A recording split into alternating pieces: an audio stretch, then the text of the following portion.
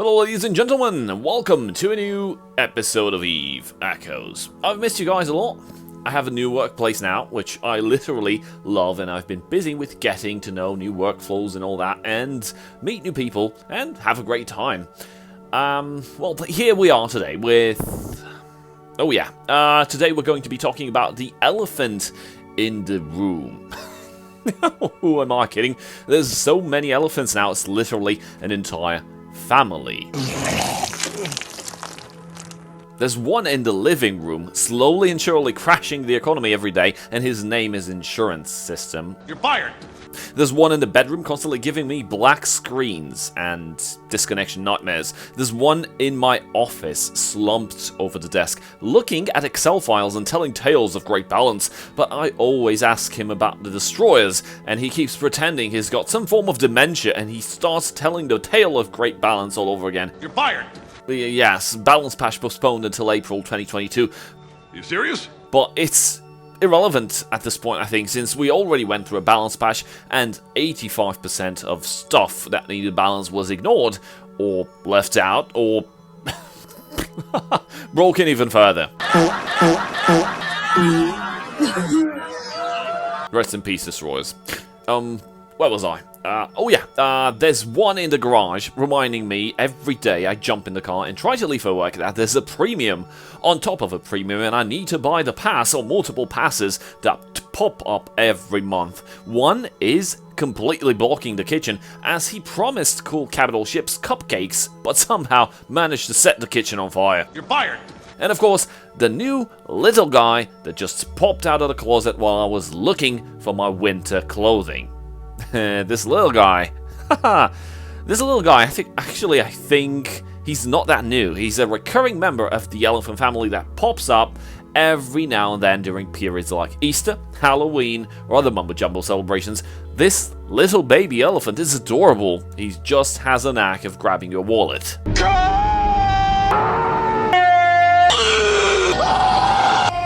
Good thing I still have a quiet place of my own where I feel safe. There's no elephant in the loo yet. That'll turn into a giant shit show. Yes, of course, today we're going to talk about the closet baby elephant, and this time he brought with him a new event, the Neonrain Interstellar Bazaar. Now, as we've grown accustomed with events in Eve Echoes, we can pretty much put them into classifications of good, bad, very bad, but the events usually just offer some form of cosmetics, some free skill points, some upgrade materials for nanocores, and some weird, shitty collectibles, etc. However, with the last batch of events came along rare, unique stuff like limited edition nanocores, and if they'd all be cosmetics, I'd be fine with it. Whoever wants to play $1,000 just to look shiny in space, well, literally everyone plays mostly zoomed out, and it's a game of pixels shooting pixels at each other. I'm totally okay with that. But you know what? The nanocores really have an impact on the game. It's not that big, but it's there. It's an obvious pay to get some ship bonuses that no one else has access to. So, I guess, yeah, this would be bad. But not entirely. That is because this is Eve, and Eve is an asymmetrical MMORPG where pay to win doesn't stand a chance. So what if you have your new shiny stuff that has a gazillion bonuses? Well, eventually a gang of 5 buddies piloting flying bathtubs, squeaky fridges, and metal tin cans held together with a piece of wire and duct tape. Yeah, they will eventually get you. That's how it goes. So, what does bother me? Let's see, where do we start? First of all, I'd like to put out a disclaimer. Some of you out there have been attacking developers and the community manager, making shit posts and throwing all sorts of foul language at them. I get it, you're angry, so am I, but I'll let you in on a secret. The developers, they're just developing, literally implementing something that someone from above dictates. Same goes with the designers, Lance.'s team.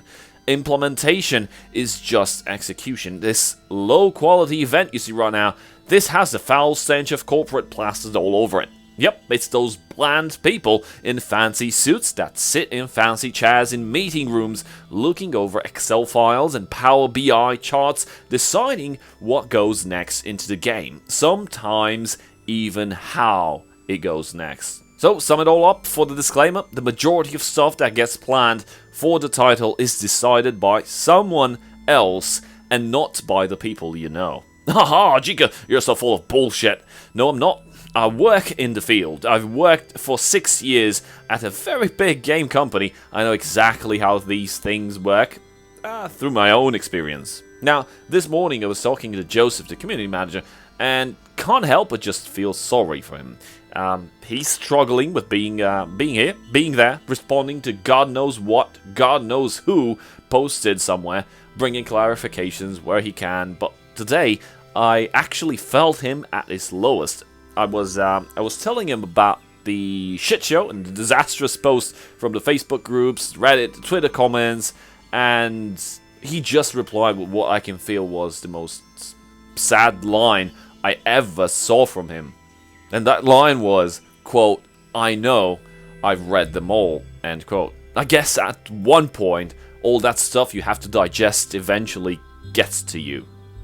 Getting back to a point of what actually bothers me. It bothers me that there's loot boxes. It bothers me that their said loot boxes cost $135 in real money to get, and it bothers me because, well, actually, come to think of it, it bothers me because everything is fake. Yeah, fake. F-A-K-E. Fake. You hope to get something good out of that, and you pay your $135, but you get squat and some luck tokens.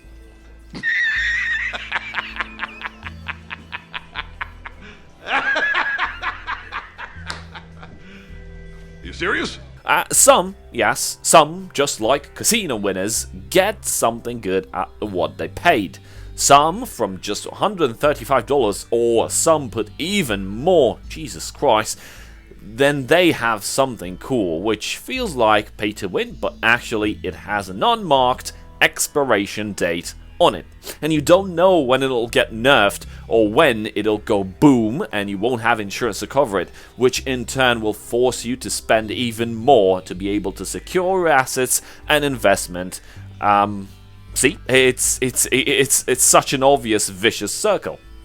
But I digress. It's fake because we choose to pay for something, and that something is supposed to be a service in the form of entertainment, but it's fake because the service is balls, and we pay more because we want to feel the sense of completion, to feel like we are actually paying for said service. But this is not the service, the events are not the service is the game itself, and whoever is running it is a bad manager. And no, it's not Exile. He's just a producer, and that, well, being the producer, he can propose some ideas, but the budget comes from someone else up above in the food chain. The guys with the money usually have the power with decision. So let's have a closer look. The player base is diminishing, and with this kind of events, it diminishes even more. Sure, from time to time, Echoes will attract new players, because it's indeed an awesome game, but that will be temporary, and they'll go away just like they arrived. And the strategy with the cash grab events and the monetization is also a vicious circle. The game has a subscription. The game should be able to survive from the subscription on its own, but surprise, it can't because of poor player retention. Budget starts bleeding, and what do? Well, we deploy cash grab events to try and secure more funding to keep on running. More players leave, and the next event is going to be even more expensive than the previous one, and so on. Well, to break this cycle, this spiral of doom and destruction, you need to step back and take a look at what players value most. Yes, the service. The game itself. Make the game better. Fix the service, provide balance, fix insurance, be one with the community, add and expand the untapped potential of lore, deliver quality content that sits well with all types of players, be it newcomers, veterans, completionists, role players, etc. And this will ensure a stable user retention and subscription status. And then, yeah, you can do cash grab events and you won't be judged for it, because it won't even matter if you'll give out some nanocores and skins for 7,000 plex. Hardcore wallet masters will go there, while the rest can enjoy the game service and the entertainment it provides. They can enjoy the service they are paying for. If you have shitty internet every time, you eventually switch the provider and move on to someone that provides better service that is actually worth your money. So is Neonrain a bad event? Well, hate to break it to you, but not really. In the end, I think all events are kind of okay. The problem is the service itself, the platform where the events get hosted.